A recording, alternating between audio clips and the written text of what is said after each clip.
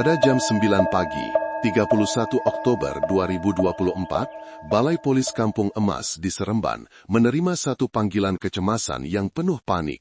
Di hujung talian, kedengaran suara seorang wanita menangis teresak-esak. Anak saya hilang. Dia baru berumur lebih setahun, Tuan. Tolong saya." Pemanggil itu ialah Siti Aisyah binti Abdullah, 33 tahun, yang tinggal sementara di Lorong B, Kampung Emas. Sejurus selepas membuat laporan, Siti Aisyah terus datang ke balai polis dalam keadaan cemas. Mukanya pucat lesi dan air matanya tidak henti-henti mengalir. Dia menjelaskan bahawa pada pagi itu, ketika sedang mengemas timbunan barang lusuh di luar halaman, anak lelakinya, Adam bin Sazali, yang berusia lebih setahun, masih bermain berdekatan. Dia hanya berpaling seketika, dan apabila menoleh kembali, anaknya sudah tiada. Pada mulanya, dia menyangka anaknya hanya merangkak ke kebun atau bermain-main di sekitar lorong. Tetapi selepas lebih 30 minit mencari di seluruh rumah, halaman, kebun kecil, dan kawasan perumahan berdekatan, kelibat anaknya masih tidak kelihatan. Dalam keadaan panik, dia berlari membuat laporan polis. Serta-merta, Balai Polis Kampung Emas menghantar anggota ke lokasi kejadian untuk mengesahkan maklumat.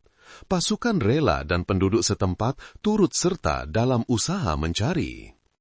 Satu pengumuman tentang kehilangan kanak-kanak disiarkan melalui pembesar suara surau pada pagi yang sama. Kanak-kanak hilang. Seorang budak lelaki berumur kira-kira setahun bernama Adam bin Sazali, memakai baju ti biru dan seluar pendek putih, hilang di kawasan Kampung Emas sekitar jam 9 pagi tadi. Sesiapa yang menemuinya diminta segera melaporkan kepada balai polis terdekat. Berita tentang kehilangan kanak-kanak itu tersebar dengan pantas ke seluruh kawasan perumahan, membuatkan semua orang terkejut. Seorang kanak-kanak yang baru berusia lebih setahun, belum pandai bercakap dan berjalan jauh, boleh hilang dalam beberapa minit sahaja di depan mata ibunya sendiri. Perkara itu sukar dipercayai. Tiada siapa menyangka bahawa pengumuman kehilangan kanak-kanak yang pada mulanya dianggap sebagai satu insiden malang dalam keluarga, sebenarnya adalah permulaan kepada satu kes jenayah yang menggemparkan seluruh Negeri Sembilan. Pihak polis bersama pasukan rela segera melancarkan operasi mencari secara kecil-kecilan dibahagikan kepada beberapa kumpulan. Satu kumpulan menyusuri jalan Tanah Merah menuju kebun di belakang rumah, manakala kumpulan lain memeriksa kawasan kolam dan parit berdekatan. Laungan memanggil nama Adam bergema di tengah panas terik, diselangi tangisan si ibu yang membuatkan suasana semakin hiba. Siti Aisyah kelihatan seperti seorang ibu yang sangat menderita. Dia berlari sambil memanggil anaknya, suaranya meraung menyayat hati. "Adam, di mana kamu, nak? Adam, kembalilah pada ibu." Setiap kali ada yang berkata ternampak kelibat seseorang atau terdengar tangisan kanak-kanak, dia segera meluru ke arah itu, tetapi kemudian rebah apabila mendapati itu bukan anaknya. Seluruh tubuhnya menggigil, nafasnya tercungap-cungap. Berkali-kali dia keletihan sehingga terpaksa dipapah untuk berdiri. Penduduk sekitar yang menyaksikan kejadian itu berasa amat kasihan. Seorang ibu miskin yang hidup susah dengan mengumpul barang lusuh, kini ditimpa pula musibah kehilangan anak. Kesedihannya tidak terkata. Pakcik Ismail bin Ahmad, bapa kandung Siti Aisyah, juga berada di situ sejak awal lagi. Lelaki berusia lebih 60 tahun itu, dengan rambut yang hampir sepenuhnya beruban, duduk termenung di beranda rumah. Wajahnya jelas menunjukkan keletihan dan kebimbangan. Sesekali dia menggumam, "Dia baru lebih setahun, mana boleh pergi jauh. Ya Allah, siapa yang tergamak membawanya pergi?" Pencarian berterusan sehingga tengah hari, tetapi tiada sebarang petunjuk ditemui. Tiada jejak kaki, tiada tangisan, dan tiada sesiapa pun yang melihat kanak-kanak itu meninggalkan kawasan rumah. Polis telah memeriksa di sekitar pagar, semak samun malah menjengok ke dalam perigi, tetapi semuanya kelihatan normal. Pada ketika ini, ramai yang mula membuat pelbagai andaian. Mungkin budak itu merangkak ke jalan dan diambil seseorang, atau mungkin terjatuh ke dalam lubang atau bersembunyi di suatu tempat yang belum ditemui. Tetapi jika begitu, mengapa tiada sesiapa di kawasan itu mendengar sebarang tangisan sejak pagi? Semua teori cepat disangkal, dan semakin tiada jawaban, semakin besar keputusasaan si ibu. Siti Aisyah terus menjerit, kadangkala menampar mukanya sendiri sambil berulang kali berkata, "Ini salah saya, semua salah saya." Pihak polisi terpaksa membawanya masuk ke dalam rumah untuk berehat sambil menenangkan keluarga. Pasukan penyiasat juga memaklumkan kepada ibu pejabat polis daerah untuk mendapatkan bantuan tambahan, bersedia untuk meluaskan kawasan pencarian jika tiada hasil sehingga petang. Satu pencarian dalam keputusasaan dan seorang ibu yang seakan-akan hilang akal dalam kesedihan kehilangan anak. Tiada siapa yang tahu bahawa di sebalik imej wanita yang merontah-rontah dan pengsan berulang kali itu, tersembunyi satu rahsia ngeri yang tidak lama lagi akan dikesan oleh pihak polis sendiri. Pencarian berterusan sehingga tengah hari tanpa sebarang hasil. Cuaca pada pertengahan Oktober sangat panas, tanah kering kontang dan bahang terasa membakar. Mereka yang terlibat dalam pencarian mula keletihan, manakala suasana di halaman rumah Siti Aisyah semakin tegang dengan perasaan cemas. Apabila pasukan Jabatan Siasatan Jenayah dari Ibu Pejabat Polis Kontingen Negeri Sembilan tiba untuk membantu, Ketua Inspektor Azman bin Rashid, seorang pegawai penyiasat yang berpengalaman bertahun-tahun, mengambil alih arahan. Dia tidak tergesa-gesa mengarahkan pencarian diperluaskan.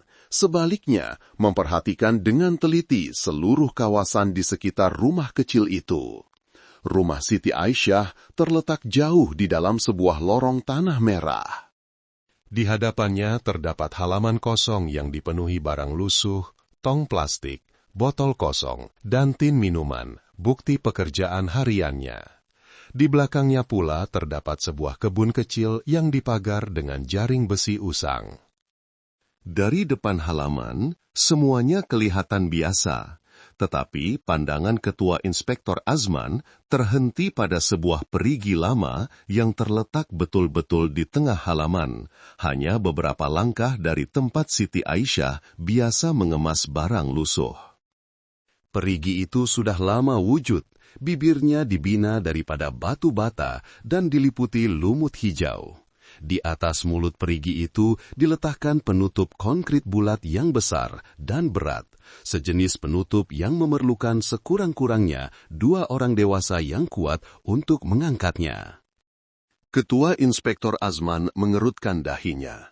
Sejak pagi, berpuluh-puluh orang telah berlegar di halaman itu, tetapi tiada siapa yang menyentuh perigi tersebut. Mungkin karena semua orang menganggapnya tertutup rapat dan mustahil seorang kanak-kanak boleh terjatuh ke dalamnya. Tetapi dalam kerjanya sebagai penyiasat, dia tahu satu perkara. Tempat yang kelihatan paling selamat kadangkala menyembunyikan kebenaran. Dia menghampiri perigi itu, menuding ke arah penutupnya dan bertanya, "Perigi ini masih digunakan?" Pak Ci Ismail, bapak Siti Aisyah, yang sedang bersandar di tiang beranda, menjawab perlahan, "Masih digunakan, Tuan, tapi airnya sudah sedikit sekarang, mungkin hampir kering." Ketua Inspektor Azman mengangguk, berjalan mengelilingi mulut perigi itu.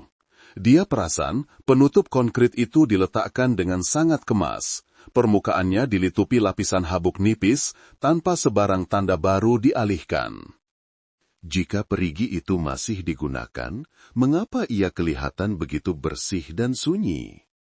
Dia menunduk dan meletakkan tangannya di atas penutup konkrit itu. Ia terasa sejuk, seolah-olah baru disiram air. Perasaan aneh itu membuatkan naluri penyiasatnya semakin waspada. Dia tidak terburu-buru memberi arahan untuk membuka penutup itu. Sebaliknya, dia bertanya sekali lagi dengan nada yang lebih serius. Sejak pagi tadi, ada sesiapa yang periksa dalam perigi ini? Semua orang terdiam. Siti Aisyah juga mengangkat muka, matanya yang merah menjawab dalam esakan. Tak ada, Tuan, penutup perigi itu berat sangat, anak saya tak mungkin boleh jatuh ke dalam. Kata-kata itu kedengaran logik. Seorang kanak-kanak yang baru berusia lebih setahun, yang belum stabil berjalan, mana mungkin dapat membuka penutup konkrit seberat puluhan kilogram. Tetapi bagi seorang penyiasat berpengalaman, jawapan yang kedengaran paling logik selalunya adalah perkara yang paling mencurigakan. Ketua Inspektor Asman berdiri tegak, memperhatikan seluruh tempat kejadian sekali lagi. Halaman itu tidak berselerak, tiada barang yang pecah, pintu rumah tertutup rapat, dan barang lusuh masih tersusun kemas. Semuanya terlalu sempurna, terlalu senyap, sehingga terasa luar biasa. Dia berpaling kepada dua orang anggotanya dan berkata perlahan, "Sediakan lampu suluh, kita perlu periksa perigi ini." Suasana di halaman itu serta-merta berubah. Beberapa orang penduduk yang berdiri berdekatan berhenti berbual. Mata mereka memerhati dengan penuh kebimbangan. Siti Aisyah menggigil dan berundur beberapa langkah. Kedua-dua tangannya menggenggam erat. Penutup konkrit itu terbaring senyap di tengah panas terik, seolah-olah menyembunyikan suatu rahasia. Tiada siapa yang tahu. Hanya dalam beberapa minit lagi, apabila penutup itu dialihkan, segalanya akan berubah sama sekali. Dia memberi isyarat kepada dua orang anggota polis untuk mendekat. Mereka bertiga bersama Pak Cik Ismail, bapa Siti Aisyah, bekerjasama menarik penutup konkrit itu. Penutup yang berat itu mengeluarkan bunyi bergeser yang kering apabila dialihkan, mendedahkan mulut perigi yang dalam dan gelap. Sebaik sahaja penutup itu diangkat, wap sejuk naik ke atas, bercampur dengan bau lembab dari dalam tanah. Ketua Inspektor Asman menghidupkan lampu suluh, menunduk untuk melihat ke dalam. Cahaya lampu menyuluh jauh ke dalam perigi, menyentuh permukaan air yang hitam dan tenang. Sesaat kemudian, semua orang tergamam. Di bawah cahaya lampu suluh yang berkelip-kelip, satu objek kecil terapung-apung di permukaan air. Apabila cahaya menyuluh dengan lebih jelas, semua orang dapat melihat ia adalah susuk tubuh kecil yang memakai baju teh biru dan seluar pendek putih. Tepat seperti yang digambarkan dalam pengumuman kehilangan kanak-kanak. Tiada siapa yang ragu lagi, itu adalah Adam bin Sazali. Suasana menjadi sunyi sepi. Pak Cik Ismail yang berdiri di belakang, rebah terduduk. Tangannya yang menggigil memegang tepi pintu. Mulutnya hanya mampu berkata, "Ya Allah, cucu aku." Suaranya tersekat di kerongkong. Beberapa orang jiran wanita mula menangis. Malah anggota polis yang berada di situ terpaksa berpaling, tidak sanggup melihat lama ke dalam perigi. Siti Aisyah, ibu yang tadinya menangis teresak-esak mencari anaknya sepanjang pagi, kini hanya berdiri kaku. Pandangannya kosong, bibirnya bergetar, lalu tiba-tiba dia menjerit dalam keputusasaan. "Tidak, itu bukan anak saya, tak mungkin." Dia coba meluru ke depan, tetapi ditahan oleh orang lain. Dia meronta-ronta sambil menangis dan akhirnya pengsan di pangkuan jiran-jirannya. Sejak saat itu, lokasi pencarian kanak-kanak hilang secara rasminya bertukar menjadi lokasi kes pembunuhan. Pihak berkuasa segera mengepung kawasan itu. Satu pasukan ditugaskan untuk mengeluarkan mayat kanak-kanak itu, manakala pasukan lain mula mengambil keterangan. Semua prosedur dilakukan dengan cermat dan senyap. Apabila mayat itu diangkat dan dibalut dengan kain putih, seluruh kawasan perumahan itu diselubungi kesedihan. Ketua Inspektur Azman memperhatikan dengan teliti. Dia mendapati tiada sebarang luka pada badan kanak-kanak itu. Pakaiannya masih elok, hanya terdapat tanda-tanda lemas yang jelas. Dia menggelengkan kepalanya perlahan. Kanak-kanak ini tidak mungkin terjatuh sendiri. Penutup perigi terlalu berat dan bibir perigi itu hampir separas dada orang dewasa. Seorang kanak-kanak berusia lebih setahun yang belum pandai bercakap dan berlari, bagaimana mungkin dia boleh membuka penutup dan terjatuh sendiri? Semua faktor menunjukkan satu kesimpulan yang mengerikan. Seseorang telah mencampakkan kanak-kanak itu ke dalam perigi dan menutupnya semula. Walaupun Ketua Inspektur Azman tidak menyatakannya, semua orang dapat membaca kesimpulan itu dari pandangan matanya. Perigi yang dahulunya menjadi sumber air untuk keluarga miskin itu, kini menjadi kubur bagi seorang kanak-kanak yang tidak berdosa. Dan ketika semua orang bersedih dengan pemandangan itu, hanya seorang, yaitu si ibu yang terbaring pengsan, wajahnya masih dibasahi air mata. Tiada siapa yang tahu bahwa di sebalik kesedihannya itu tersembunyi satu kebenaran yang lebih mengerikan dari segalanya. Tetapi dengan penemuan mayat itu, siasatan secara rasmi telah bermula. Sejurus selepas mayat kanak-kanak itu dikeluarkan, satu pasukan petugas khas ditubuhkan di lokasi. Seluruh kawasan halaman rumah Siti Aisyah dikawal ketat. Pasukan forensik memulakan kerja-kerja siasatan di tempat kejadian dan bedah siasat mengikut prosedur. Suasana ketika itu sangat suram. Hanya kedengaran bunyi kamera diambil bertalu-talu dan langkah berhati-hati para penyiasat. Semua orang faham, kes ini bukan lagi kes orang hilang, tetapi kes pembunuhan, dan pelakunya mungkin berada di kalangan ahli keluarga kanak-kanak itu sendiri. Laporan awal bedah siasat diterima pada petang itu juga. Mangsa meninggal dunia akibat lemas, dengan anggaran waktu kematian antara 3 hingga 4 jam sebelum ditemui. Tiada sebarang kesan kejedlaan fizikal pada badan mangsa, tiada calar, tiada lebam, dan tiada tanda-tanda diikat, dipukul, atau cuba melawan. Dengan kata lain, Adam tidak diserang atau bergelut sebelum jatuh ke dalam perigi. Fakta ini membuatkan seluruh pasukan penyiasat terdiam. Kerana jika ini adalah satu pembunuhan, pelakunya pastilah bertindak dengan sangat kejam dan pantas sehingga kanak-kanak itu tidak sempat memberi sebarang reaksi. Seterusnya, pasukan forensik memeriksa dengan teliti di sekitar mulut perigi dan seluruh halaman rumah. Mereka mendapati tiada jejak kaki asing, tiada tanda-tanda penjerobohan, dan tiada barang yang berselerap. Timbunan barang lusuh masih tersusun kemas seperti pada waktu pagi. Ketua Inspektur Azman termenung sambil memerhatikan sekeliling, kemudian berjalan mendekati penutup konkrit itu. Dia coba mengangkatnya.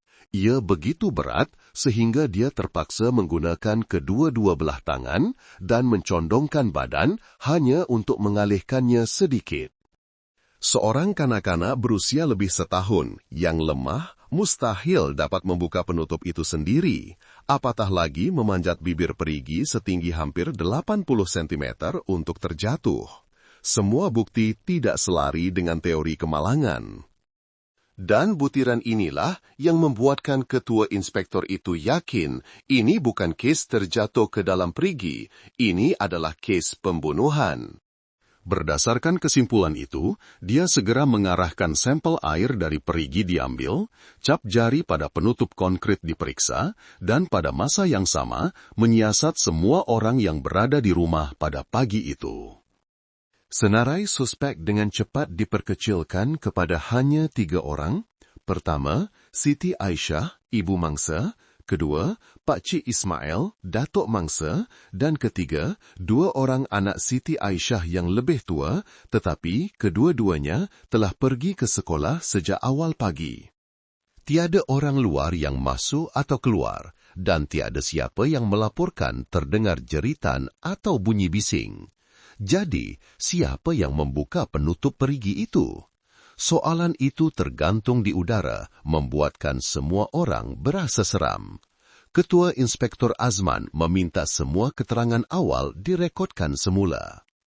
Pakcik Ismail dan jiran-jiran mengesahkan bahawa sepanjang pagi mereka hanya melihat Siti Aisyah mengemas barang lusuh manakala Adam bermain di halaman sebelum tiba-tiba hilang. Tiada orang asing yang muncul. Semua petunjuk seolah-olah menuju kepada satu kebenaran. Jika benar ada pembunuh, dia pastilah orang yang berada di dalam rumah itu. Apabila malam menjelang di Kampung Emas, cahaya lampu dari halaman rumah kecil itu menerangi perigi lama yang kini telah ditutup dengan pita polisi. Perigi yang selama bertahun-tahun hanya menjadi tempat mengambil air, kini menjadi pusat tumpuan kes jenayah. Tiada siapa yang menyatakannya, tetapi di mata anggota polis yang bertugas terlintas satu pemikiran yang menakutkan. Jika penutup perigi itu hanya boleh diangkat oleh orang dewasa, maka pelakunya kemungkinan besar adalah ahli keluarga kanak-kanak itu sendiri. Selepas tempat kejadian dikawal, pasukan petugas khas mula meneliti hubungan dalam keluarga mangsa.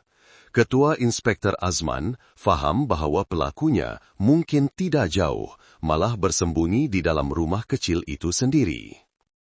Sepanjang petang, dia dan pasukannya menyoal siasat orang-orang terdekat dengan Adam. Dan daripada keterangan yang pada mulanya kelihatan tidak berkaitan, satu gambaran suram mula terbentuk.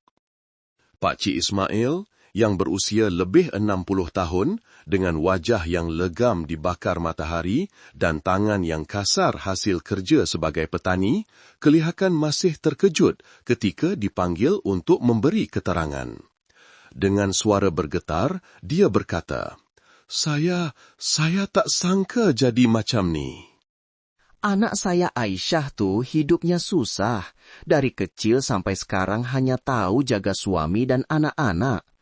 Menurutnya, selepas melahirkan Adam, anaknya mula menunjukkan tingkah laku yang aneh. Dia menjadi pendiam, sering duduk termenung, dan kadangkala menangis tanpa sebab sambil mendukung anaknya. Pada mulanya, dia fikir itu hanyalah keletihan selepas bersalin, tetapi keadaannya menjadi semakin serius. Banyak malam dia tak tidur. Dia beritahu saya dia dengar suara anak menangis, walaupun budak tu sedang tidur nyenyak. Saya jadi takut, jadi saya bawa dia ke hospital Tuanku Jaafar. Dokter kata dia mengalami kemurungan selepas bersalin. Menurut rekod hospital yang masih disimpan oleh Pakcik Ismail, Siti Aisyah pernah diberi ubat dan menjalani rawatan di rumah. Dalam tempoh itu, Adam dijaga oleh datuk dan neneknya kerana keadaan Aisyah yang tidak stabil. Kira-kira 2 bulan lalu, nampak keadaannya macam dah baik sikit. Jadi saya benarkan cucu saya tinggal semula dengan ibunya. Siapa sangka? Suaranya tersekat. Ayatnya tidak habis, tetapi penuh dengan penyesalan. Maklumat ini segera direkodkan sebagai butiran penting pertama. Ibu mangsa, Siti Aisyah, mempunyai sejarah penyakit kemurungan selepas bersalin. Pada malam yang sama, Sazali, suami Siti Aisyah, dipanggil ke Ibu Pejabat Polis Daerah Seremban untuk diambil keterangan. Dia seorang lelaki yang bekerja sebagai buruh binaan, kurus, dengan kulit yang gelap dibakar matahari. Ketika duduk berhadapan dengan penyiasat, matanya kelihatan letih dan mengelak. Apabila ditanya tentang hubungan keluarga, dia menjawab perlahan, Kami sudah kawin hampir 8 tahun, ada 3 orang anak. Sejak kebelakangan ini, hubungan kami suami istri tak berapa baik. Dia jadi pendiam, cepat marah, kadang-kadang duduk diam berjam-jam. Orang cakap apapun dia tak jawab. Dia mengesahkan istrinya sedang menjalani rawatan kemurungan, tetapi kemudian mendedahkan satu lagi rahasia yang mengejutkan seluruh pasukan penyiasat. Sebenarnya, Adam bukan anak kandung saya. Bilik soal siasat menjadi sunyi sepi. Sazali menghela napas panjang dan menyambung. Kira-kira 2 tahun lalu, masa saya kerja jauh, istri saya terlanjur dengan seorang lelaki lain, seorang peniaga barang lusuh. Lepas itu dia mengandung. Saya tahu, tapi saya diamkan saja. Saya pikir, biarlah untuk jaga rumah tangga, jaga anak-anak, dan jaga maruah. Saya terima budak tu sebagai anak kandung saya. Sesiapa tanya pun, saya kata anak saya. Suaranya tersekat. Saya ingat, dia akan hidup dengan baik, tak sangka jadi macam ni. Maklumat daripada keterangan Pak Cik Ismail dan Sazali menjadi 2 petunjuk utama.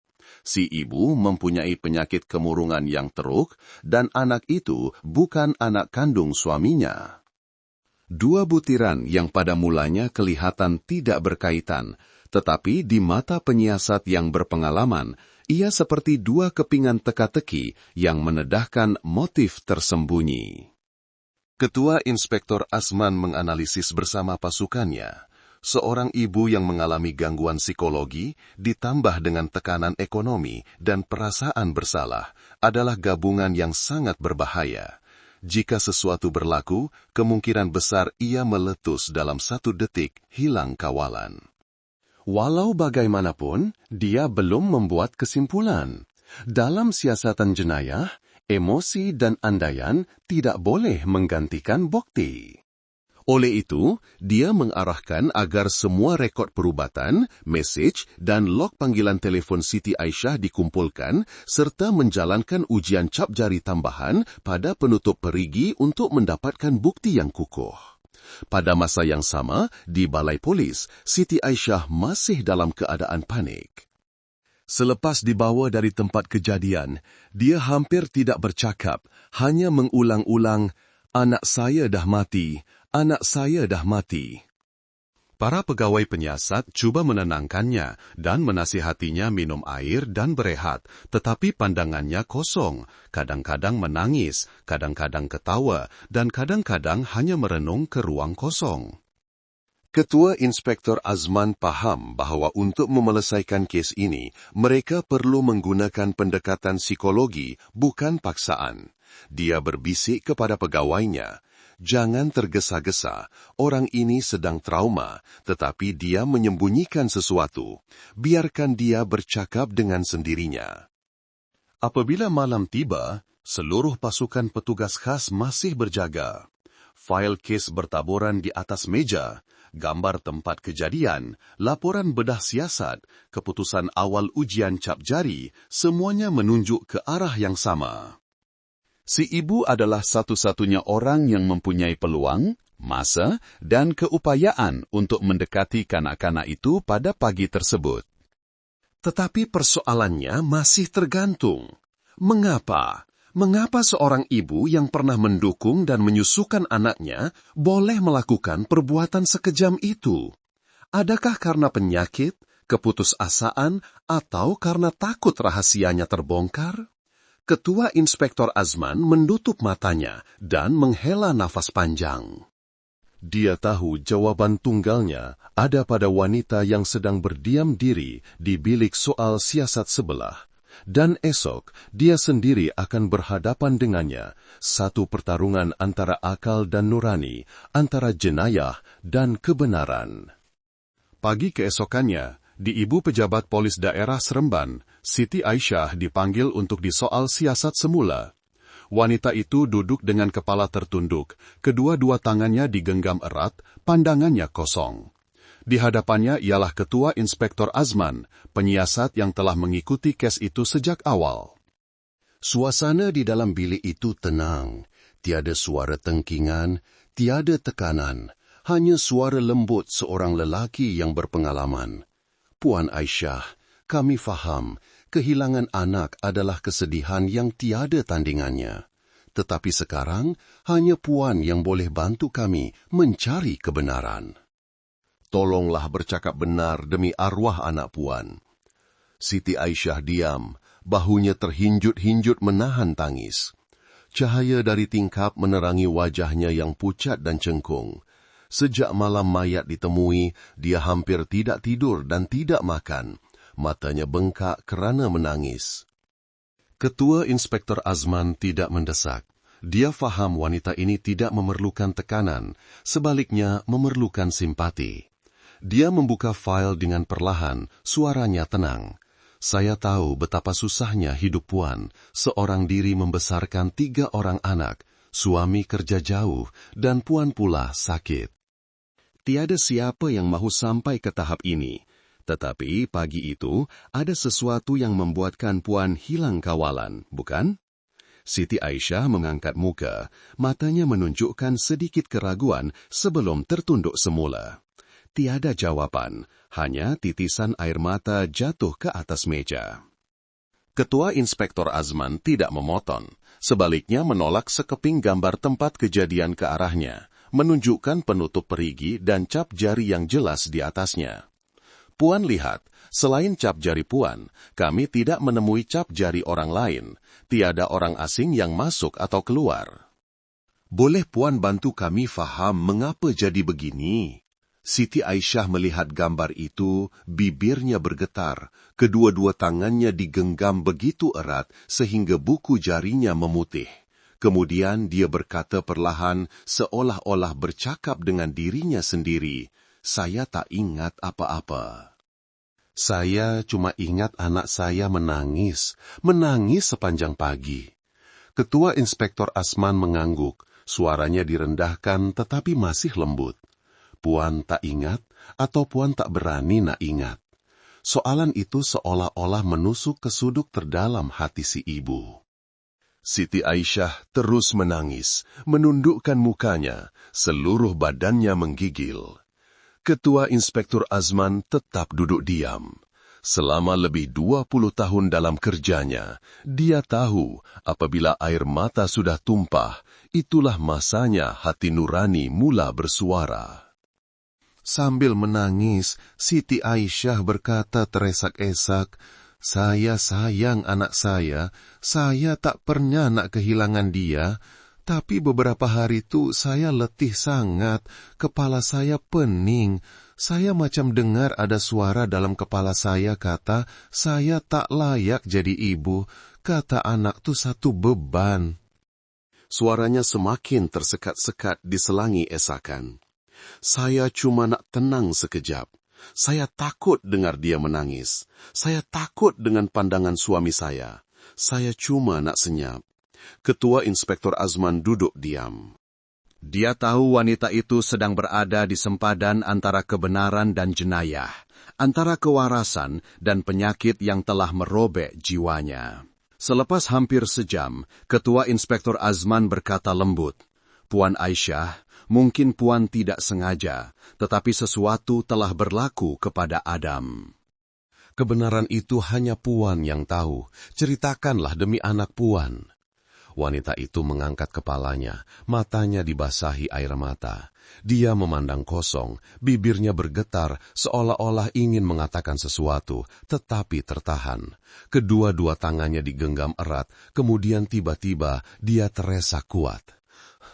Saya tak tahan lagi. Dia merebahkan kepalanya ke atas meja. Air matanya mengalir deras. Tangisannya meledak, seolah-olah memecarkan segala yang terpendam. Ketua Inspektor Azman tidak berkata apa-apa lagi. Dia memberi isyarat untuk menghentikan rekaman, memberi ruang kepada wanita itu untuk bertenang. Pada saat itu, tembok kesunyian yang mengelilingi Siti Aisyah telah retak.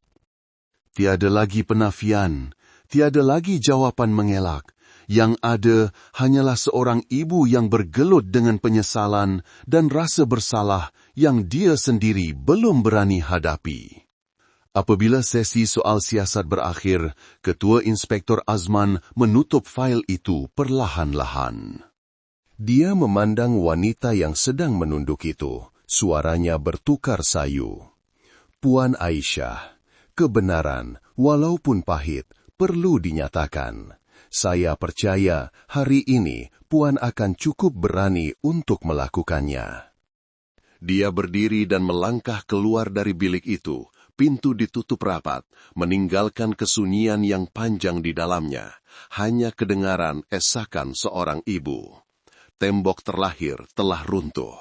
Dan pada keesokan harinya, dalam sesi soal siasat seterusnya, Siti Aisyah akan menceritakan segala-galanya. Pagi keesokannya, bilik soal siasat dibuka semula. Suasananya begitu tegang, sehingga bunyi detik jam di dinding kedengaran jelas. Di tengah-tengah bilik, Siti Aisyah duduk. Tubuhnya semakin kurus, matanya cengkung kerana tidak tidur. Di sebelahnya ada secawan air suam yang masih berasap, tetapi tidak disentuhnya. Di hadapannya, Ketua Inspektor Azman duduk dengan pandangan yang tenang dan suara yang sama seperti semalam. Dia memandang wanita itu lama sebelum berkata perlahan, "Puan Aisyah, semalam Puan kata Puan tak tahan lagi. Hari ini saya nak dengar selebihnya, bukan untuk menghukum, tetapi untuk arwah anak Puan mendapat ketenangan. Ceritakanlah semuanya." Wanita itu menunduk, tangannya yang menggigil diletakkan di atas sekeping kertas putih. Selepas beberapa ketika, dia bersuara dengan nada yang lemah, tetapi jelas setiap perkataannya. Pagi itu, saya bangun awal. 3 orang anak, yang besar pergi sekolah, yang kecil main di luar halaman. Saya sibuk kemas barang rusuh, kepala saya pening. Dah beberapa hari saya tak tidur, selalu dengar macam ada orang berbisik dalam kepala, kata saya ni beban, ibu yang teruk. Siti Aisyah berhenti, kedua-dua tangannya mencengkam tepi meja, suaranya mula bergetar. Anak saya asyik menangis, asyik panggil, "Ibu, ibu." Saya sayang dia, tapi makin saya dengar, makin sakit kepala saya. Saya tak tahu apa yang saya fikir masa tu. Saya rasa semua jadi gelap, lepas tu ada suara bergema. Sudahkan semua ni, supaya dia dan kau dapat tenang. Kata-kata itu membuatkan seluruh bilik senyap, tiada siapa yang mencela. Ketua Inspektor Azman hanya mengangguk perlahan, memberi isyarat agar dia teruskan. Saya dukung anak saya ke halaman. Dia masih senyum, tangannya pegang leher saya. Saya pandang sekeliling, tak ada orang di rumah. Saya pergi ke perigi, penutup konkrit tu saya masih boleh alihkan sebab ada sebatang besi saya selitkan di bawahnya. Suaranya tersekat, matanya terpejam rapat, air mata mengalir keluar. Saya buka penutup tuh, uap sejuk naik. Saya rasa takut, tapi suara dalam kepala saya masih kata, "Lepaskan dia." Saya menggigil, tapi kemudian saya lepaskan anak saya. Dia menangis teresak-esak, kedua-dua tangannya memegang kepala. Para penyiasat terdiam. Ketua Inspektor Azman masih duduk kaku, pandangannya penuh kesedihan. Saya dengar bunyi plup, lepas tu senyap. Saya tak berani tengok lagi. Saya tutup semula penutup tu. Saya terduduk. Hati saya sakit sangat. Saya rasa nak mati ikut dia. Selepas beberapa ketika, dia menyambung cerita. Tak lama lepas tu, saya dengar jiran panggil. Saya panik. Saya fikir kalau saya cakap anak saya mati, semua orang akan tahu saya yang buat. Saya lari keluar, sambil menangis saya kata, anak saya hilang. Saya pikir tentu tak ada siapa yang syak. Dia memandang ke bawah meja, suaranya perlahan seperti hembusan nafas. Saya cuma nak tenang, tak sangka saya buat dosa besar macam ini. Apabila laporan pengakuan selesai ditulis, Siti Aisyah menandatanganinya dengan tangan yang menggigil. Dakwatnya belum kering, air matanya sudah jatuh menitis mengaburkan tulisan itu. Ketua Inspektor Azman memandang sayu, suaranya serak. Puan dah ceritakan semuanya, itu lebih baik. Anak Puan pasti akan maafkan Puan. Wanita itu mengangkat muka, matanya yang merah bengkak berkata dalam esakan, "Saya cuma harap kalau ada kehidupan lain, saya dapat jadi ibu dia semula, untuk besarkan dia dari awal." Kemudian dia rebah, seluruh tubuhnya menggigil, menangis sambil memanggil nama anaknya. Adam, oh Adam. Panggilan itu bergema terputus-putus, menusuk hati semua yang menyaksikannya. Tiada siapa yang berkata apa-apa lagi. Jenayah telah diakui. Dan pada saat itulah, kes ini secara resmi memasuki babak terakhir, babak yang penuh dengan kesedihan. Selepas Siti Aisyah menandatangani pengakuan, pihak penyiasat meneruskan langkah seterusnya, melakonkan semula kejadian di lokasi jenayah. Pagi itu, langit Seremban mendung, embun masih membasahi daun-daun, dan suasana suram menyelubungi lorong kecil menuju ke rumah Siti Aisyah. Jiran-jiran berdiri senyap dari jauh, semua ingin melihat, tetapi tiada yang berani mendekat. Kira-kira jam 8 pagi, sebuah van polis berhenti di halaman.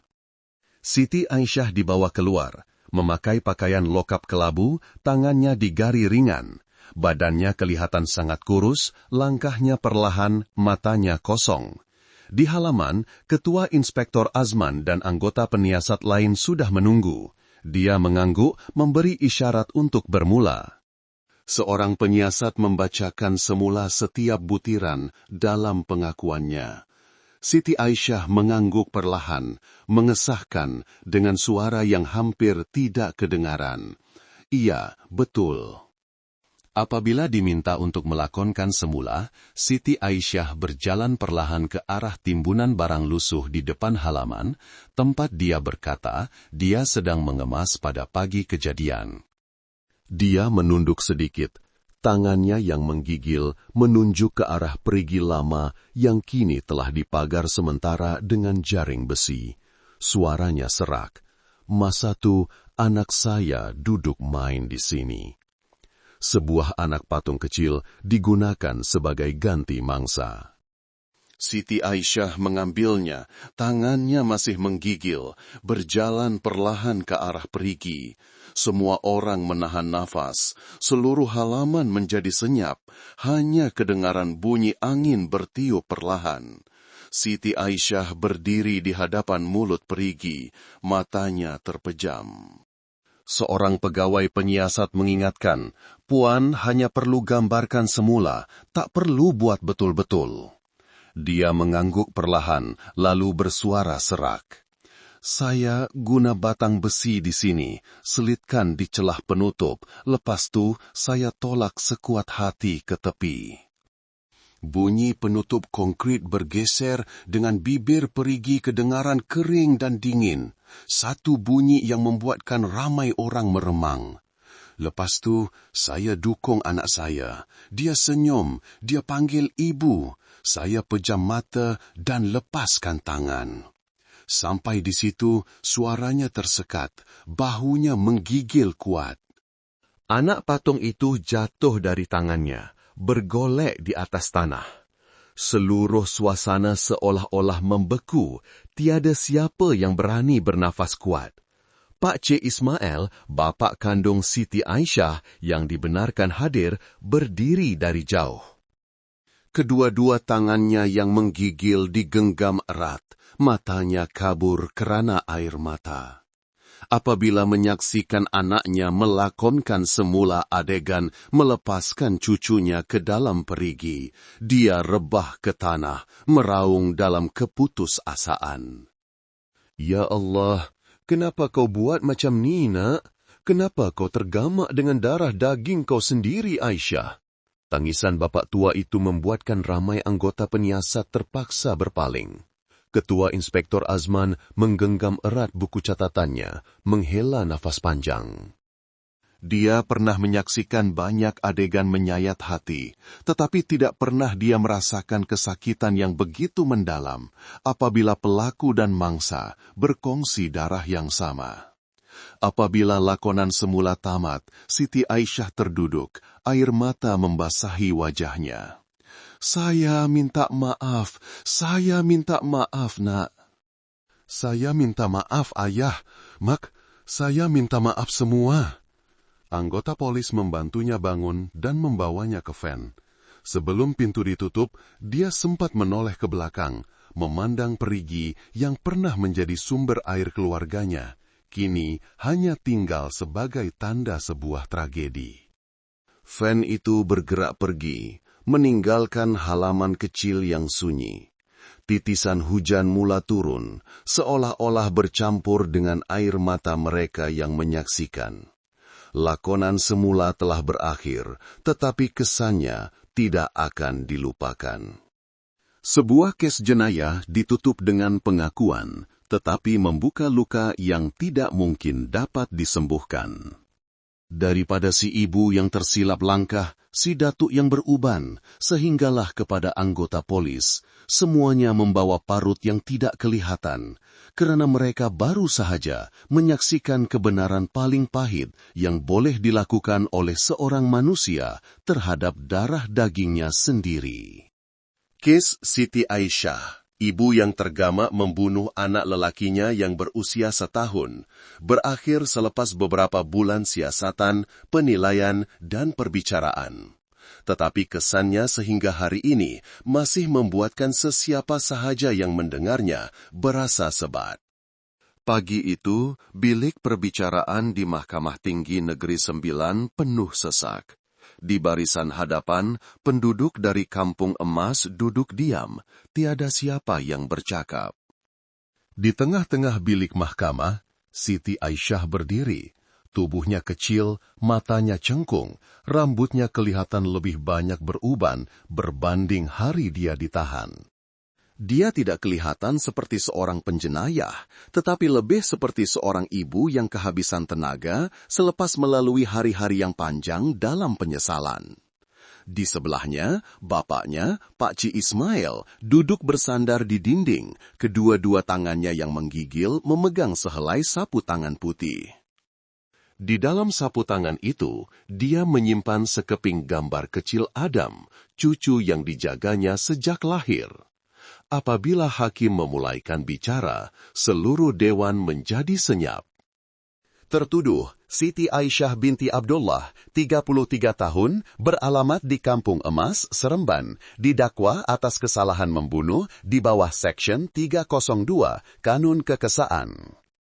Perbuatan tertuduh adalah sangat serius, meragut nyawa anak kandungnya sendiri, menggemparkan masyarakat, dan menyebabkan penderitaan yang tidak terhingga kepada keluarga dan masyarakat. Seluruh dewan senyap, hanya kedengaran esakan perlahan dari barisan belakang. Esakan seorang bapa tua yang sedih melihat anaknya menerima hukuman yang berat. Tetapi, berbeza dengan banyak kes lain, suara hakim pada hari itu bukan sahaja tegas, malah terselit nada simpati. Walau bagaimanapun, Majelis Hakim juga mengambil kira bahawa tertuduh melakukan jenayah ini dalam keadaan keupayaan kognitif dan kawalan tingkah laku yang terhad akibat penyakit kemurungan selepas bersalin. Tertuduh mempunyai sejarah rawatan di hospital psikiatri dengan rekod perubatan sebagai bukti. Selain itu, sepanjang proses siasatan dan perbicaraan, tertuduh memberi kerjasama penuh, menunjukkan penyesalan, dan datang dari keluarga yang susah. Ini adalah faktor-faktor mitigasi yang penting. Suasana senyap menyelimuti bilik mahkamah. Semua orang faham, walaupun undang-undang memberi kelonggaran, hukuman nurani yang perlu ditanggung oleh Siti Aisyah mungkin akan mengikutinya sepanjang hayat. Kemudian, hakim dengan jelas membacakan hukuman.